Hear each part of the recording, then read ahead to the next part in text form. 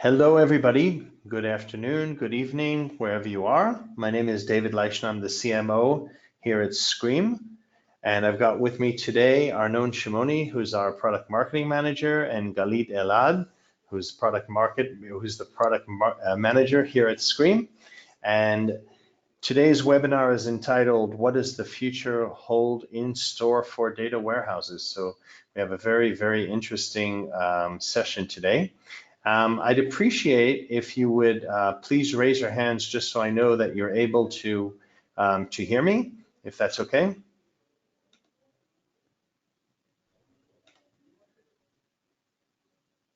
I'm seeing some hands raised, David. Excellent, perfect. So, okay.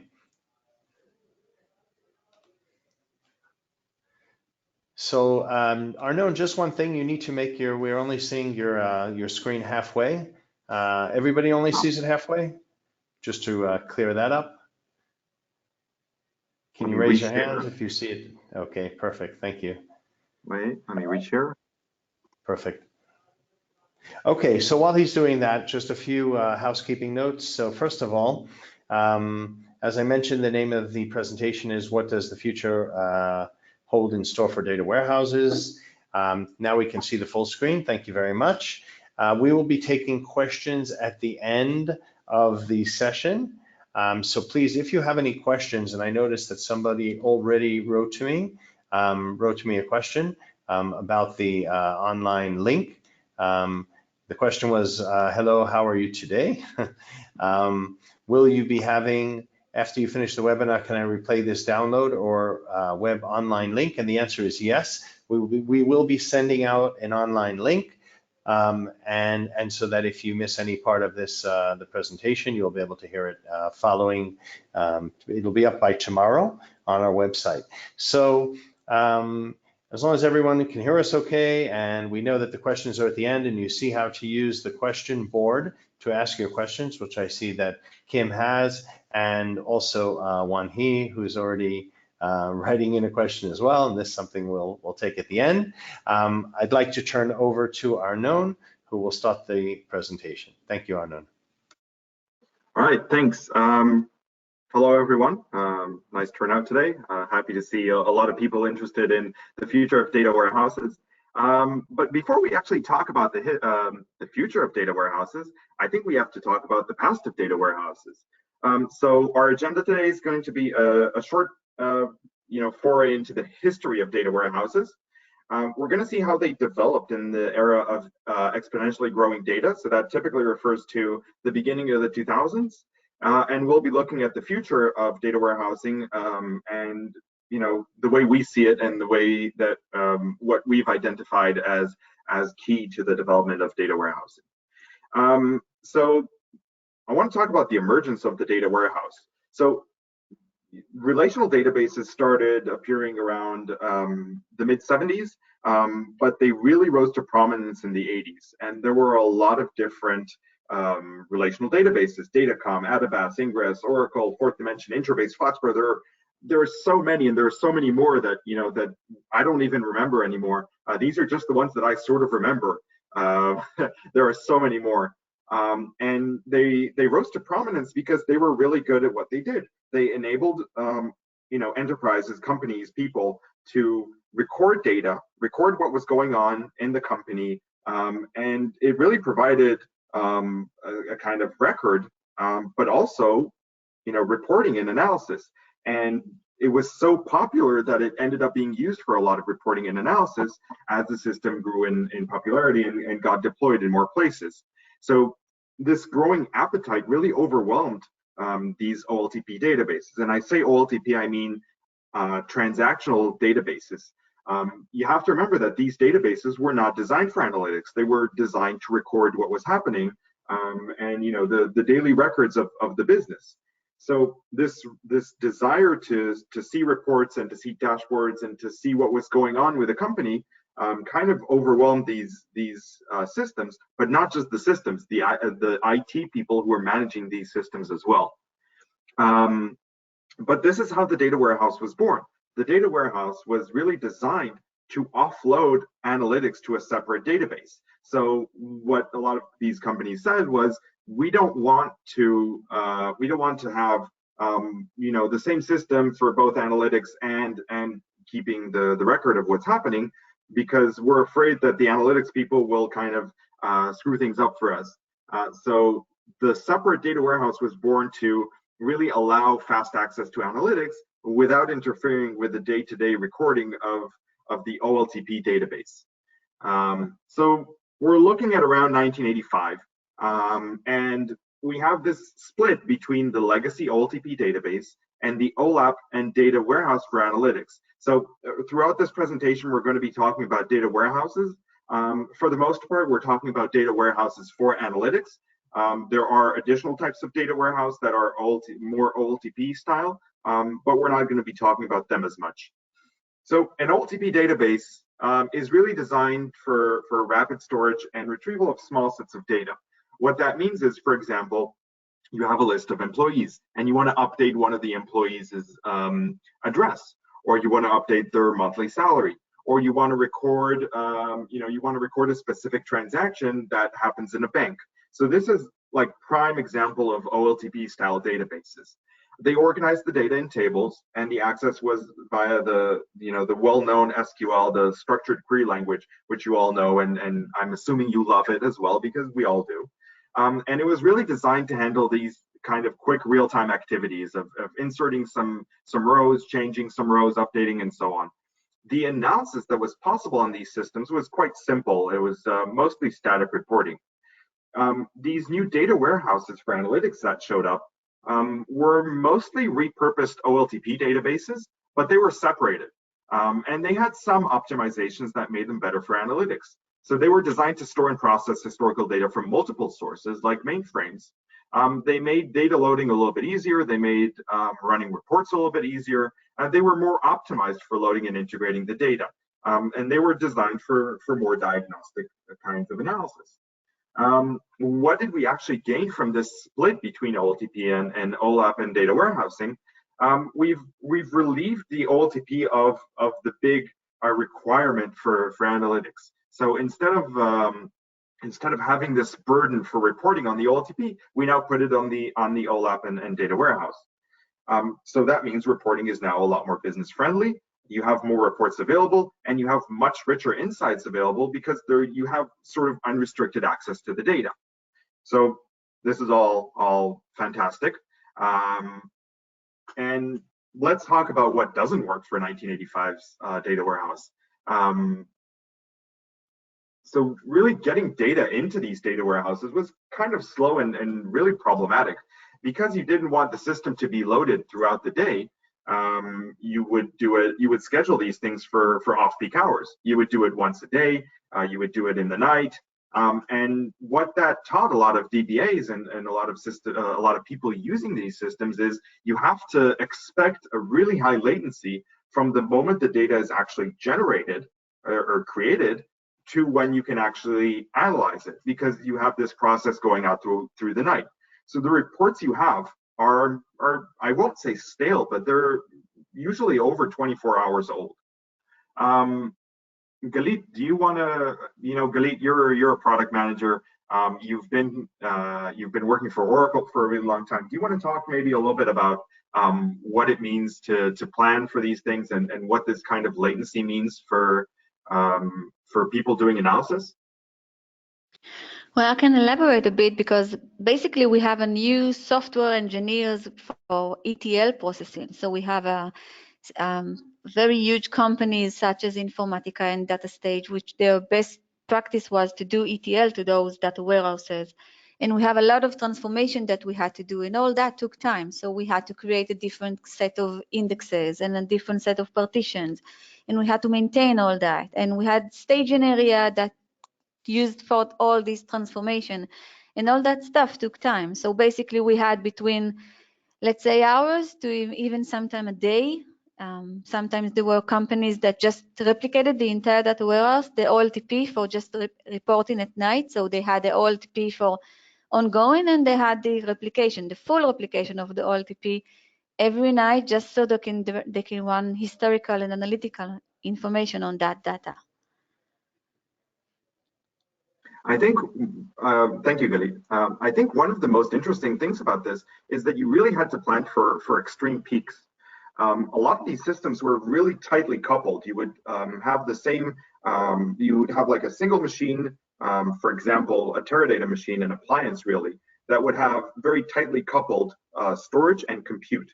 So you really had to plan for extreme peaks, because if you knew you were going to have 100 people using the system at one point, you had to plan for that, because otherwise the system would not be able to handle that, and you would not be able to scale up and down or be elastic, so to speak.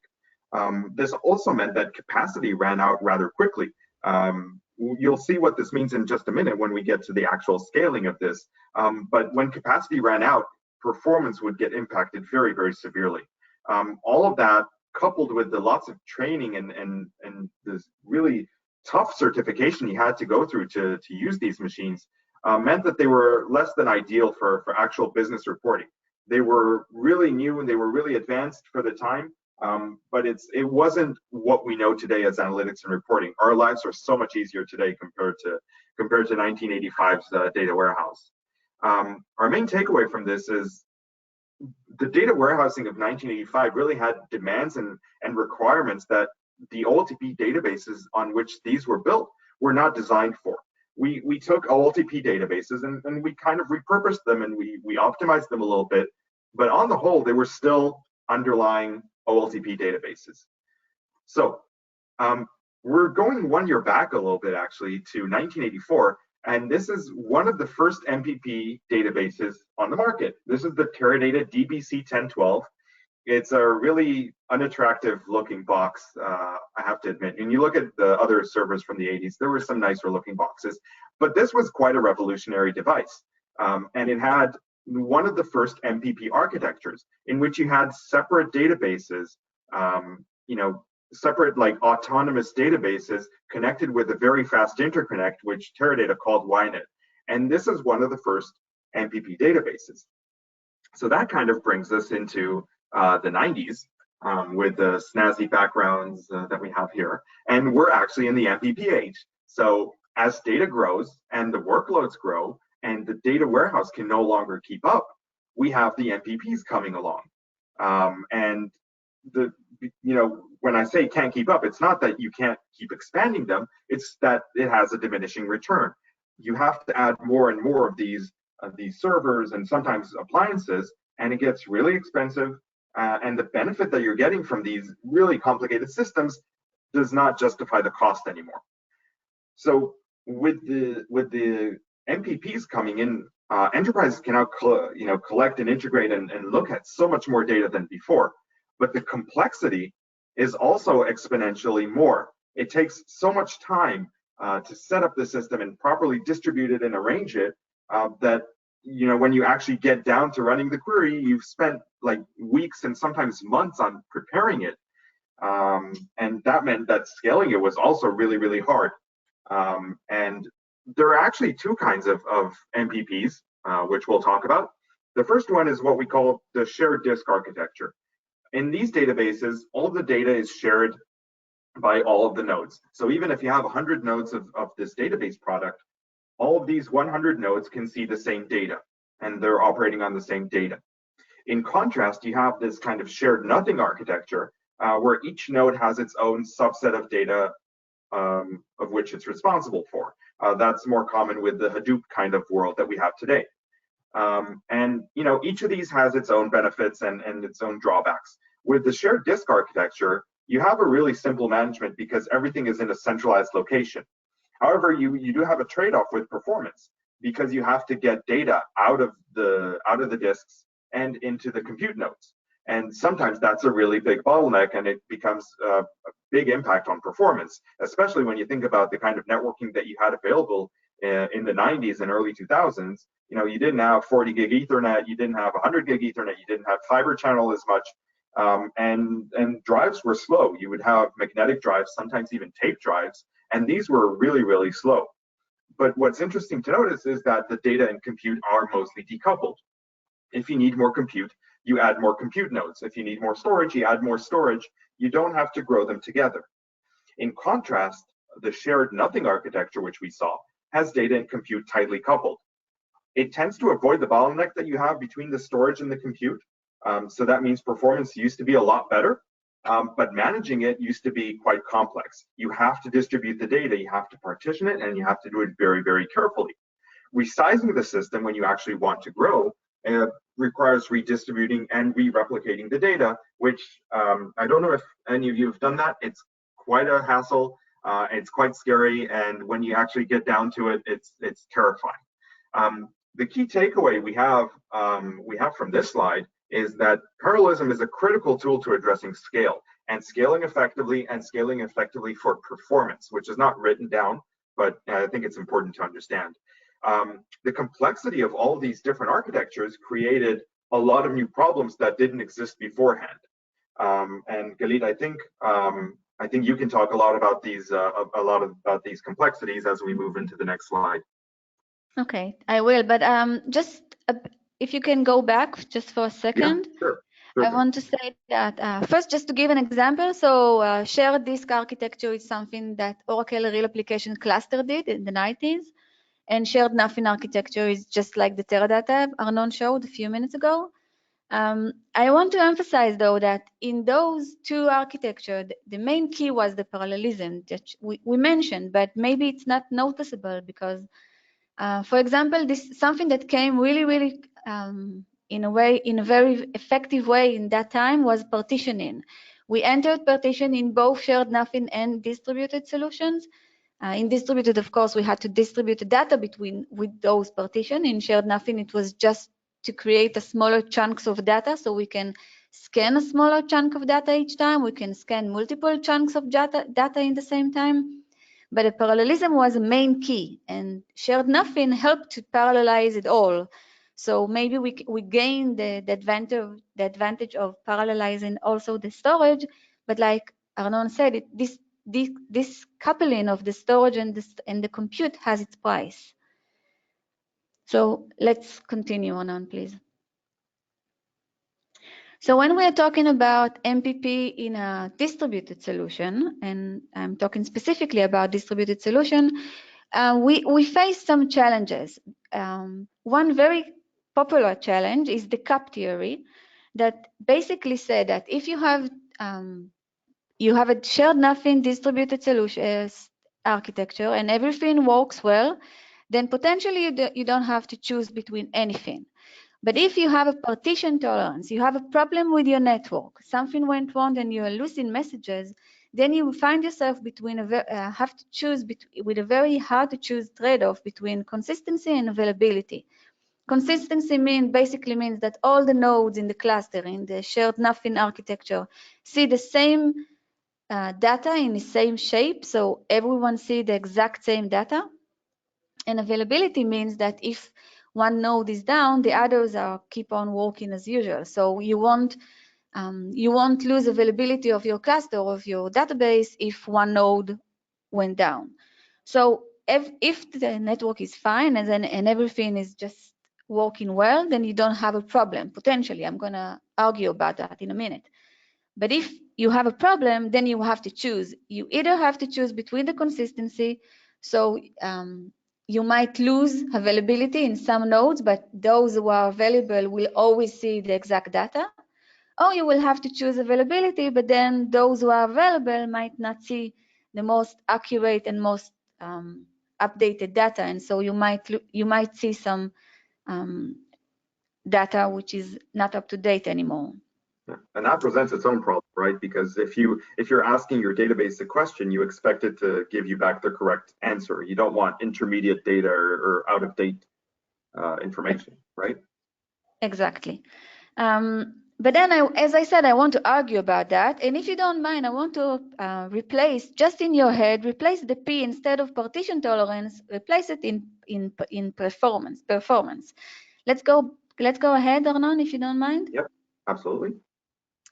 So people argue about the cup theory that it's not comprehensive enough, because if you have a partition problem, if the P is for a network problem, So, okay, I have to choose between availability and consistency. And this is fine. We all agree about that. There is no argument. But what happens if I don't have a partition problem? What happens if my network is fine? Did I gain it all? And basically, this theory, this PACLEC, Arnon, you say that better. Say the name of the theory if you don't mind. I call it PACELC, but I'm not sure if that's actually how you say this name. Okay, so based on this theory, it means that even if you don't have a problem with the network, P can still stand for performance. So you basically have to choose between latency and consistency. And latency is just a different word of performance, because if you want all your nodes to see the most consistent data, so everyone will see the same exact data in every single minute or in every single millisecond, then you will have to pay the price of latency, so that each update will update them all, and each delete will delete them all, etc. So you will have high latency, meaning your performance will be less good than if you're saying, I don't mind about consistency, and I don't care that one node will see not up-to-date data, and so latency will be high. I will get my prompt back as soon as I finished my update or my delete or my insert. But again, if I'm connecting to node A and node B, I might see different set of data. So basically, it's a trade-off. It's always a trade-off, and therefore I like to think of the CAP as consistency and availability and performance, and not only partition. And then I kind of don't need to remember the PACELC, whatever. Yeah. Okay, Arnon, you can take it from here. Yeah, absolutely. Thanks, Galit. So we've talked about that. I want to take you forward to the 2000s and the aptly selected Windows XP background there. So in the year 2000, early 2000s, or we're talking 2002, 2003, we have a lot of data marts showing up. Now, what are data marts? Data marts are similar to what we talked about before with MPPs. We said that each part of the MPP with a shared nothing architecture has its own little set of the data that it's responsible for. Now, data warehouses, data marts, in respect to data warehouses, are kind of similar. The increasing demand for data warehousing led to the creation of smaller data warehouses for each line of business. So if I'm in marketing, I have my own data warehouse. We call it a data mart, but essentially underlying it's a data warehouse for all intents and purposes. Operations, they have their own data warehouse. Human resources have their own. And with all these different data marts around, we actually get pretty good performance, because each part of the business, each line of business, or even each geography of my company can have their own separate data warehouse. So they get good query performance. They're in charge of their own pieces of data. However, what happens is we have to start making a lot of copies, because a lot of the different data marts need to see the source data, which comes from maybe my centralized location. It could be a mainframe, it could be a data warehouse. But we actually have a bit of a mess on our hands, because in an attempt to maintain consistency, we need to do a lot of work, because each of these data marts has a different subset of data. Now, if marketing decides to change some of the data, it needs to be sent back to the main data warehouse, and it needs to be spread to everyone else. That doesn't always happen. And then we have inconsistencies in data, which is a really, really big problem. Now, let's talk a little bit about why these were popular. So as I said, each company, each line of business would have their own dedicated performance. That's a huge benefit. But in reality, a lot of the software vendors like TERADATA and like IBM offered their own appliances. And these appliances were already pre-configured. They were pretty much a full rack of hardware, or sometimes more than a full rack. But they were really, really easy to start using. You just come in, you plug them in. It takes a couple of weeks, couple of months to set them up properly, but they're mostly ready. You don't have to design your own custom solution for this. So it got you a really fast path to go, so to speak, where you would really get fast analytics with your own little data warehouse and its appliance. That created its own problem, though, because it was typically a proprietary platform.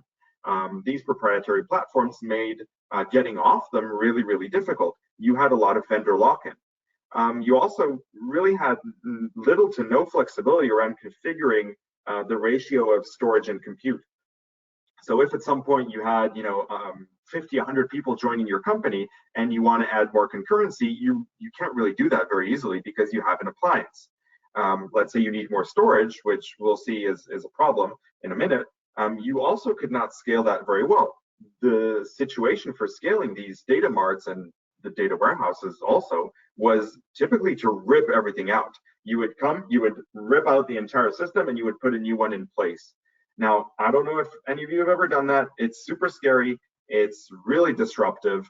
And it's a big migration project. So a lot of companies didn't do that. So we had all these really weird kind of concepts trying to fix all these problems, which we'll talk about in a little bit. But data growth has become a problem because most of these appliances could not even handle 50 terabytes. 50 terabytes seems like one of the highest numbers we've seen for data warehouses from the early to mid 2000s. And data growth is constant, and it's not stopping. It's always growing. And these are actual numbers of the data collected around the world in exabytes. So right now we're at about 500, 600 exabytes around the world, and we're going to be at 812 by 2020.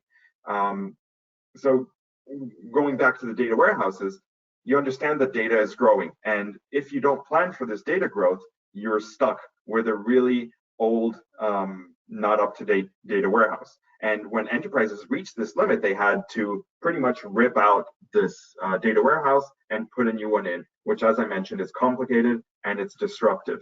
Now, what we understand from this is, these software vendors that created these appliances have really made data warehouses easy to get up and running and working with by creating these appliances. They were crucial to supporting the access to data insights up until the early 2000s.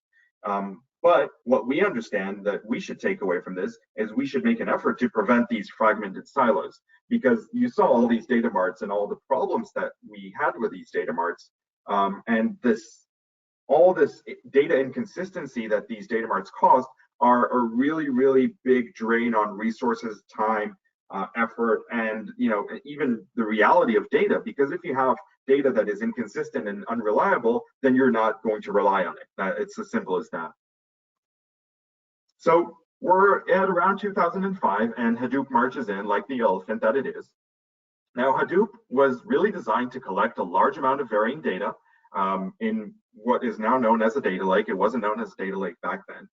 And it really does scaling very, very well. You want to add more data, you add more Hadoop nodes. It's actually very simple, very interesting. But that's all it really was designed for, with the exception of some MapReduce stuff. It wasn't designed for analytics. When you think of an operation like a join, like an SQL join, or sorting the data even, that becomes really, really difficult in Hadoop, and it becomes really taxing on the network. Hadoop wasn't designed for relational access. If you remember back then, it was called NoSQL. Today, calling it NoSQL is kind of weird because it does have SQL or SQL on top of it. The reason all these SQL on NoSQL style solutions appeared was because SQL was good. It's still good, we think. It's been useful. A lot of people know how to use it. There are so many tools that know how to use SQL, which meant, that's what customers wanted. So all of these solutions came about and tried to solve this non-relational stuff on Hadoop. And what we ended up with was one of three options. Either companies kept their traditional data warehouse and they didn't move to Hadoop because it wasn't right for them. Or companies were embracing Hadoop, but were kind of struggling to work within the confines of it because it was really hard to get working if you know how to do SQL. So if you know your SQL, you know how to run your queries. Suddenly moving it to kind of like this MapReduce operation, or trying to work it out with Hive and Scoop and Yarn and Zookeeper and all these different things is suddenly really, really complicated. And it kind of took the control out of the data people's hands and put it into programmers' hands. So a lot of times this was IT and to some extent actual programmers ended up writing all these, batch MapReduce operations, trying to get the same stuff that the business person could get just by writing, the familiar and well-known SQL. But what a lot of companies ended up doing was deploying both the data warehouse or keeping their existing data warehouse and deploying some Hadoop alongside that. So one of the things that we saw coming out of this is the desire to consolidate everything back. And that's what Hadoop really wanted to do. By having a data lake where you can store all of your data, you're essentially keeping one source of data, which is fantastic. I know Hadoop is distributed, but it is distributed underlying. So in reality, when you're accessing something through HDFS, you're accessing a file, you're accessing it to a single point. So it looks like it's a single point, underlying it's distributed, but the end user doesn't have to know that specifically.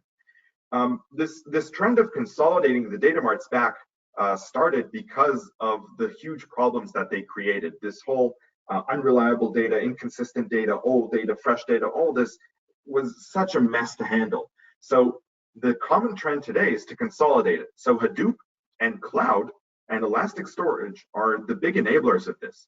Suddenly and finally, we can converge the data from many, many different locations into a single point, a single endpoint, so to speak.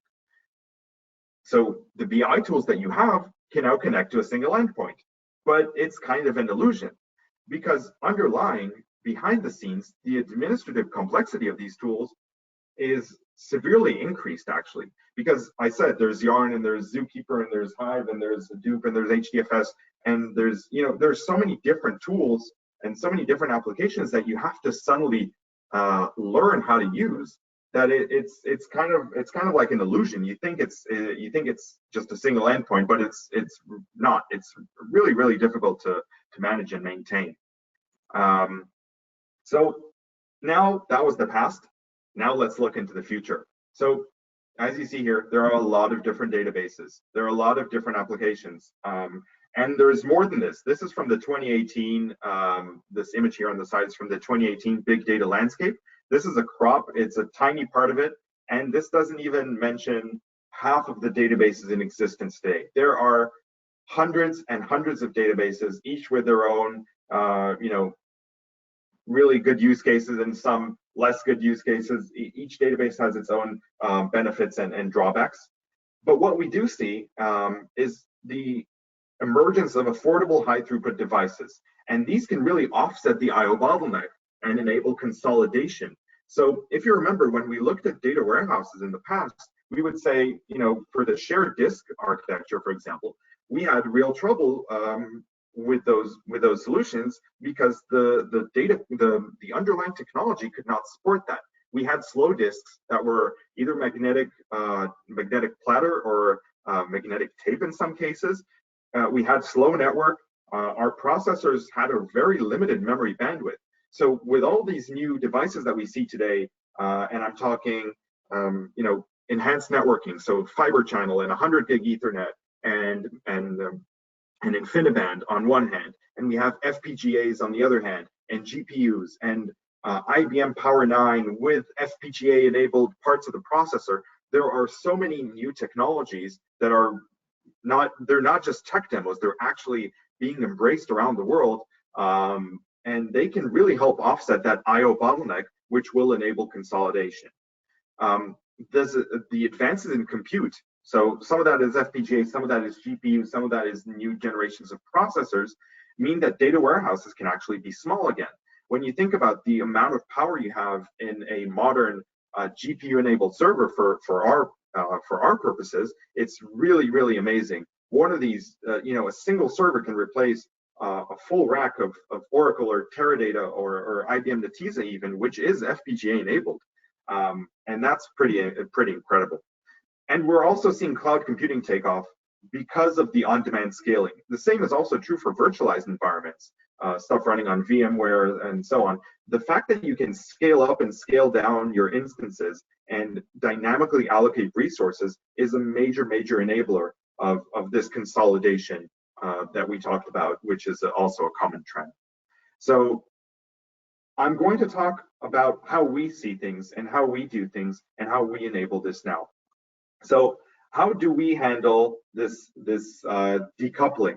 We've invented our own architecture, which is very similar to the shared disk architecture, in which we distribute out for additional concurrency with additional nodes and GPUs. But every one of these nodes has a full view of the data. So this is very similar to the shared disk architecture that we saw. And the reason we're able to do this is through high throughput compute. Today we have the Tesla V100 GPUs, which have about 5,000 cores inside, but it's not just about the cores. This thing has a 4 kilobit HBM2 memory, which can process data at about 900 gigabytes per second. There is no processor on Earth that we know of right now that can do 900 gigabytes per second. So it's not just about the core count, which is the parallelism we talked about, which is a major key component into getting more data through these systems, but it's also about the memory bandwidth. And that relates to what we said was the technology today is so much more advanced than what we had before. So underlying, there are a few concepts that are very, very familiar to a lot of database users. The first concept, columnar. SQream DB is a columnar databases, and a lot of OLAP and analytic databases are columnar today. Now, columnar databases are extremely common and effective for analytics. They really allow you to partition things vertically, and that's fantastic for analytics because you don't need to read the columns that are relevant. You can do aggregations over days, weeks, months, and per accounts and per publisher and per retail store, and you can slice it and dice it whatever way you want, but the storage is a lot more efficient, and that relates to reducing I/O as we talked about. On top of that, columnar databases also compress data a lot better because of the higher data locality. And it's very common, so it's not really unique to SQream, so I don't really want to talk about this too much, but that's one of the key underlying concepts. Another underlying concept, which is once again not really unique to SQream, but is a major enabler of what we're doing, is horizontal partitioning. So if columns are vertical partitioning, we also have horizontal partitioning in which we chop every few million rows, every few million values in order to allow scalability. So instead of writing really, really massive files, if you think of, for instance, a parquet file, it can be millions of, hundreds of millions of records even, and it can be terabytes in size. With SQream DB, we write very, very small files, only a few megabytes in size. And the reason we do that is it really allows us to scale this very well. And it's highly suitable for streaming architectures like GPUs. So this is called chunking. There are other databases that do this. One of them is Snowflake. Snowflake calls this micro-partitioning. And Vertica EON, which is the new version of Vertica, it's still in beta, but they do something very, very similar to this, and we think that's pretty cool. So this looks like a standard database. From the user perspective, there is no difference. It's still a table with columns, but underlying the columns get split up horizontally for performance. What that enables us to do is not just feed it very effectively into the GPU, but also skip chunks of data that are irrelevant for a query. So when we talk about issuing a query, there is a lot of data that you have to read in order to answer the query. But if your system knows a lot about that information and it's properly split up, you can avoid reading the irrelevant information. This is very similar to partitioning or explicit partitioning with other databases, but what we do is we do this transparently and automatically all the time. So whenever you're running a query on SQream DB or you're loading data into SQream DB, you know the system is going to automatically, transparently partition the data in the way that it sees fit, according to how the data is laid out, so that it can avoid reading irrelevant data. Now, what that looks like is when you have a traditional database that reads all the data every time, you're really reading a lot of data, and you're reading it over and over again for every new query. Now, there are some databases that do data skipping. This is, once again, not a really unique concept, but the combination of everything together is quite interesting, and you'll see why in just a minute. So with a full scan, you read everything all the time. The impact that has is a lot of I/O overhead and quite high CPU, GPU, and memory usage, which can be a real problem. Now, what we said was we're trying to eliminate this I/O bottleneck. We're trying to reduce it. So what SQream DB does is it only accesses the relevant data based on the transparent and automatic indexing data collection that I mentioned before. We call this smart metadata, but you can think of it kind of like indexing because the concept is very, very similar. So SQream DB will only read the relevant information for a query, and it will skip the parts that it doesn't think will participate. That results in minimal I/O and severely reduced CPU and memory usage, which is key to enabling scalability. Now, I just want to show you what that looks like. And in this case, we have a few data sets of varying size, starting from 1 billion, 10 billion, 50 billion, and 300 billion entries. And you can see that even as the data grows, even as we put in more data, the time it takes to run a query, which is, these are standard analytical queries. These are not queries that we made up. These queries still are in the same ballpark. So a query will go from 3 seconds to just over 5 seconds. A query will go from 7 seconds to about 9. These are the kind of timescales we're talking about. And this is part of what we do. We know how to really cleverly arrange the data so that we don't have to read the irrelevant data for queries. So if you're looking at a query that only looks at a specific year, a specific month, a specific store, or has several key distinguishing features, we're going to know a lot about the data that goes into the system beforehand, and we're able to skip reading it. This is also true when we're doing joins. So one of the things that no other database can do that we know of is collect metadata on the join operation.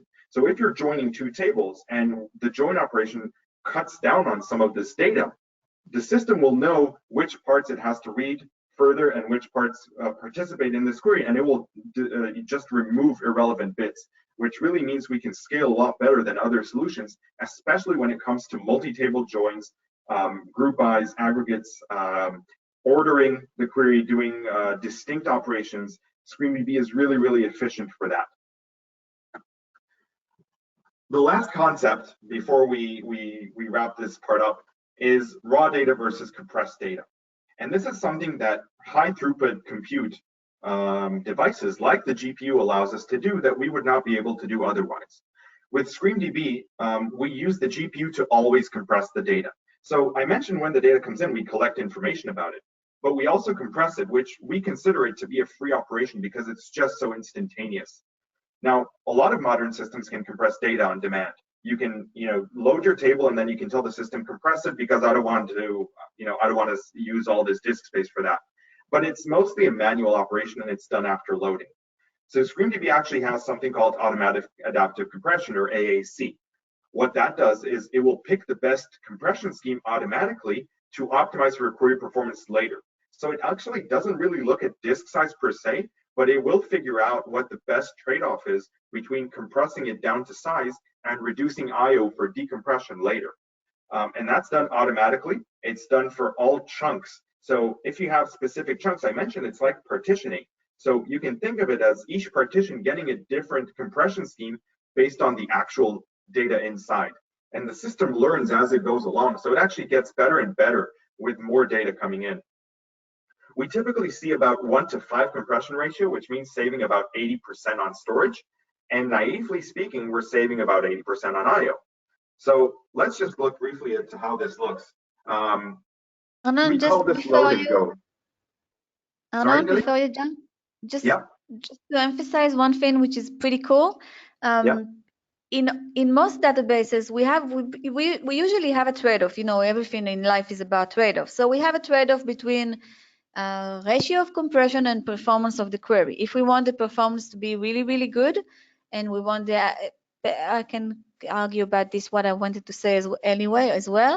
But basically, we have to choose if we want the insert to be very, very fast, so compression cannot be as good as it should, and if we want to reduce the disk space as much as possible, then we will pay the price either in compression or mainly in decompress. It will take time. The beauty in SQream is that we do all that in the GPU, and therefore it's mostly costless. So we can gain the best compression ratio that we can have without hurting either not the insert and the query time. Maybe we should give some numbers just so that the audience will understand what I'm talking about. We're talking about 3 terabytes per GPU per hour Yep. for insert, which is extremely fast and with the maximum compression ratio that we can gain. It's basically costless. Yep. It's not the only costless operation, by the way. I mentioned we do sorting. Sorting is done on the GPU as well, and it's basically a costless operation. So there are a lot of things that the GPU allows us to do that we would not be able to do otherwise.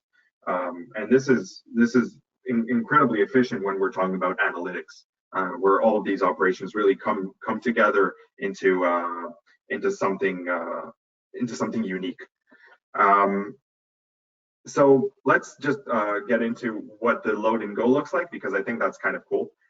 So what we have is what we call load and go. So we take the raw data and we split it up into columns. So far, so good, just standard stuff. We tag the data as it comes in. So this is what I mentioned when I said metadata tagging, which replaces the indexing. We do this as the data comes in. So yes, this does slow down the loading operation by a little bit, but it helps us so much when it comes to actual querying the data that it's worthwhile to do this here. We then compress the data. Our average compression ratio is about 1 to 5, but it really differs. Average, I say, based on actual data, right? You can manufacture data that will compress 1,680 to 1, which is fantastic, or you can generate very random data which won't compress at all. But in most cases, the data does compress, and it compresses quite well. We have our own algorithms for compression.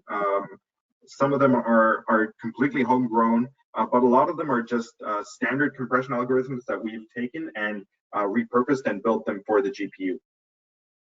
Now, after the data is loaded, and we mentioned we do about 3 terabytes per hour per GPU. So when you have a lot of GPUs in the machine, you can theoretically get to a higher ingest rate. Of course, depending on the rest of the system, you can't stick 80 GPUs in the machine and expect it to go 240 terabytes per hour, but you can reach up to 4 GPUs in a machine and reach very, very nice ingest numbers. The next step when we're actually querying the data is the data skipping, which we've mentioned, I mentioned a little bit before. Now, after we've identified the relevant chunks that participate in a query, they're all processed together in parallel on the GPU. And with several GPUs in the machine, we can process a lot of data at the same time. And that pretty much results in useful answers very, very quickly. This entire process is completely transparent. You create a table like you would with any SQL database. You copy the data in with whatever system you use today, if it's an ETL tool, if it's just a bash script, if it's through JDBC, or if it's a Parquet file or a CSV file, you just load it like you would with any other database. And the queries are written in standard SQL. So there is nothing unique from the end user perspective here, but underlying, there's a whole lot that goes on to streamline this process and make it really, really fast and easy to get data in and get useful answers out. Now, for a typical database, why is this interesting? For a typical database, when you do data load, you can compress the data as it comes in. And what will be written to disk will be typically about 20% smaller. And why is it only 20% smaller? Because they don't have the ability to compress and decompress fast. So the trade-off that Galip mentioned comes really strongly into play here, because the compression cannot be as good as it needs to be. Because you're spending a lot of time compressing and decompressing, and you don't want to spend that time, you're suffering on the compression ratio front. And that also means you may be suffering on the IO front. Now, the data is not ready to be read the second it's written to disk, because with a lot of these typical databases, traditional databases, you have to index, and you have to do that after the fact, or you have to create views, materialized views specifically, or you have to start cubing, or you have to start creating projections, and these take time and they use up disk space. So what we see with a lot of databases, and what a lot of our customers see, is that the data written to disk is actually bigger than the source data, which is kind of counterintuitive, because you're thinking, wait, I compressed this, why is it using more data? Well, that's just the fact. That's how these databases work, unfortunately. So with, I mentioned that the data may not be ready for querying. I've already said this. So with SQream DB, because we're able to use the GPU for compression and decompression, we're able to skip a lot of these steps and make a lot of shortcuts that are not available otherwise. So the data that we're writing to disk is actually already compressed. It does not need to happen after the fact. And we're writing about 1/5 of the data traditionally. And this is, once again, these are conservative numbers from real world scenarios. It might be more, it might be less, but about 20 terabytes for every 100 terabytes. The metadata system that I mentioned is extremely lightweight. We collect a bunch of information on each chunk, but it's very, very small. So when we're actually ready to query the data, we're talking about roughly 20.1 terabytes of data. So this entire system is about 100 gigabytes for every 100 terabytes of raw data. So we not just skipped a lot of steps, we're also saving on disk space, we're also saving on I/O, which is pretty incredible if you ask me.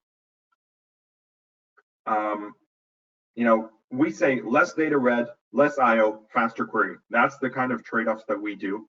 And we don't make you choose between the compression or performance like a lot of other databases do. I think that's also a pretty strong takeaway from here.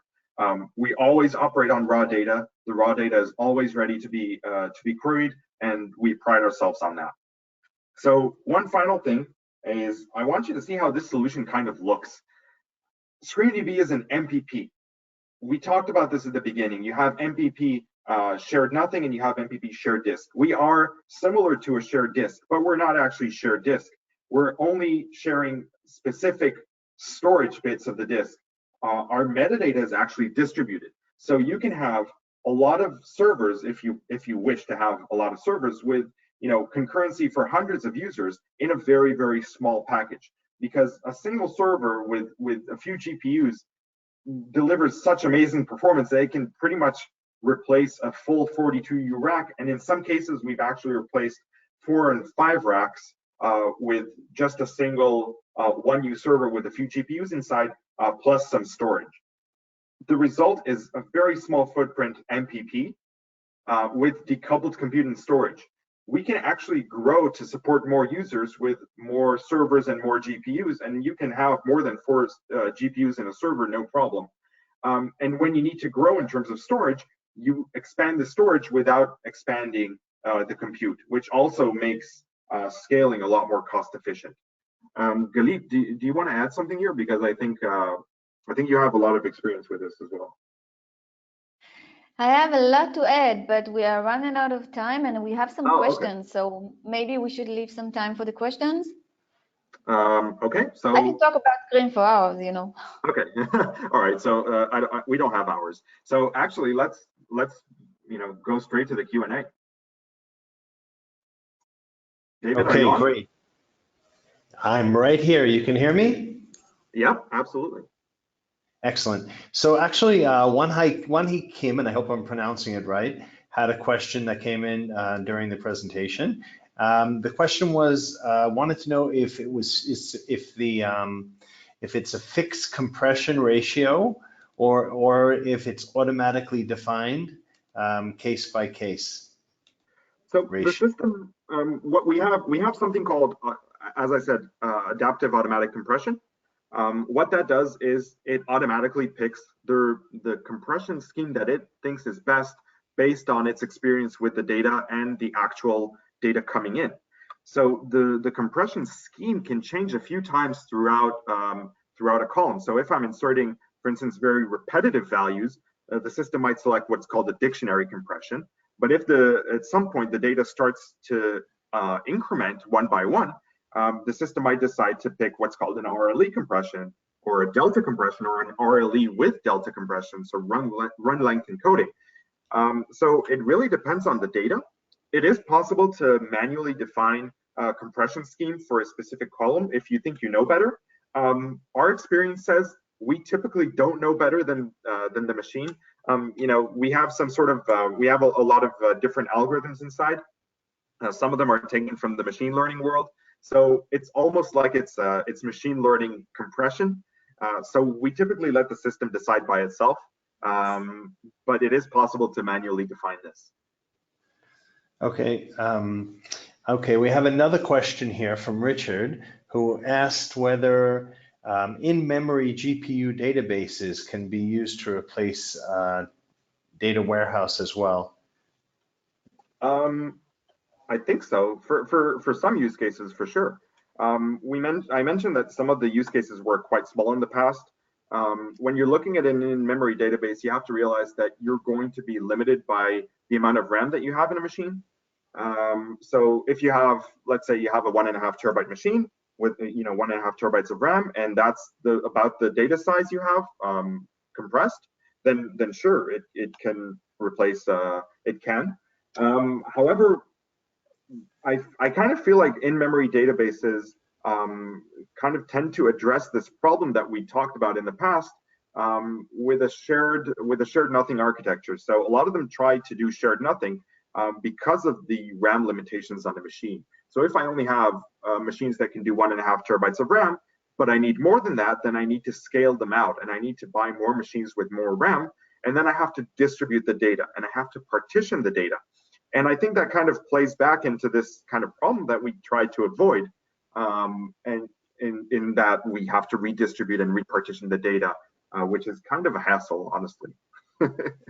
Okay, I understand. Okay, there's another question from Eileen. Is anyone else doing shared everything architecture for large data warehouses like you do? This is well, yes, but I wouldn't call it shared everything. Sorry, what'd you call it? Shared everything architecture.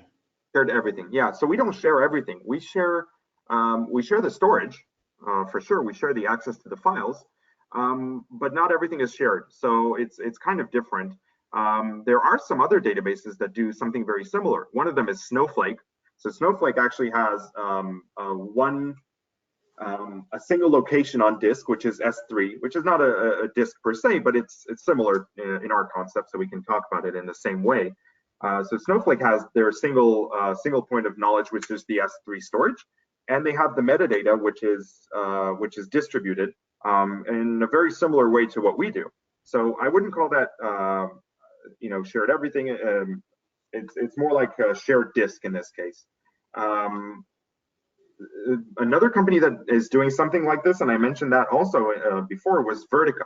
So Vertica has, with their new version, Vertica 9 introduces something called Vertica EON mode, and that's pretty cool, and that's actually very, very similar. It also tries to kind of separate the storage and the compute, decouple it, so to speak. So I guess so. We're in good company with these two, I think. Okay, great. Well, Arnon, thank you very much. Galit, thank you very much. We have a few more questions, but unfortunately the time has run out. Actually, we've gone over time. It's amazing how many people showed up, and even more amazing how many of you have stayed till the end of the presentation. We really appreciate that. And we look forward to seeing you online at the next webinar, which will take place in October. And we will be announcing that in the coming days. So thanks a lot again for attending. Arnon, Galit, you did great. And we look forward to having you on our next webinar.